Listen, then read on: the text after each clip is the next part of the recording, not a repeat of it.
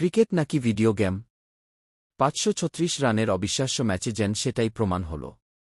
দুই দলের ব্যাটাররা মাঠ জুড়ে এমন ঝড় তুলেছেন যে স্কোরবোর্ড থামতেই চাইছিল না। চারচক্কার বন্যায় গড়ে উঠেছে ৫৩৬ রানের পাহাড়, আর পুরো ম্যাচে এসেছে অবিশ্বাস্য ৫১টি ছক্কা। দর্শকরা যেন চোখের পলক ফেলতেও ভয় পাচ্ছিলেন, কারণ প্রতি ওভারেই ঘটছিল নতুন বিস্ফোরণ। শুরু থেকেই ব্যাটারদের আগ্রাসী মেজাজ। বোলারদের উপর একের পর এক আক্রমণ, মাঠের চারদিকে ছক্কার ফুলঝুরি। মনে হচ্ছিল ব্যাটাররা কোনো বাস্তব ম্যাচ নয়, ভিডিও গেম খেলছেন। বল আকাশে উঠছে আর গ্যালারিতে গিয়ে পড়ছে। এক প্রান্ত থেকে আরেক প্রান্তে শুধু ছক্কা আর ছক্কা। তবে এত রান আর এত ছক্কার ম্যাচেও আলো ছড়িয়েছেন বাংলাদেশের তারকা অলরাউন্ডার সাকিব আল হাসান।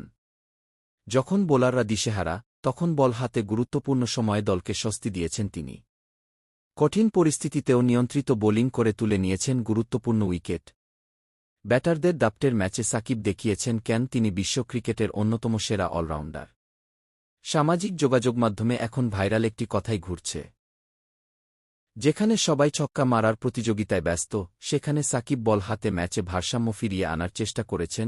অনেকেই বলছেন, এমন ব্যাটিং স্বর্গের উইকেটে সাকিবের স্পেল ছিল ম্যাচের অন্যতম আলোচিত মুহূর্ত।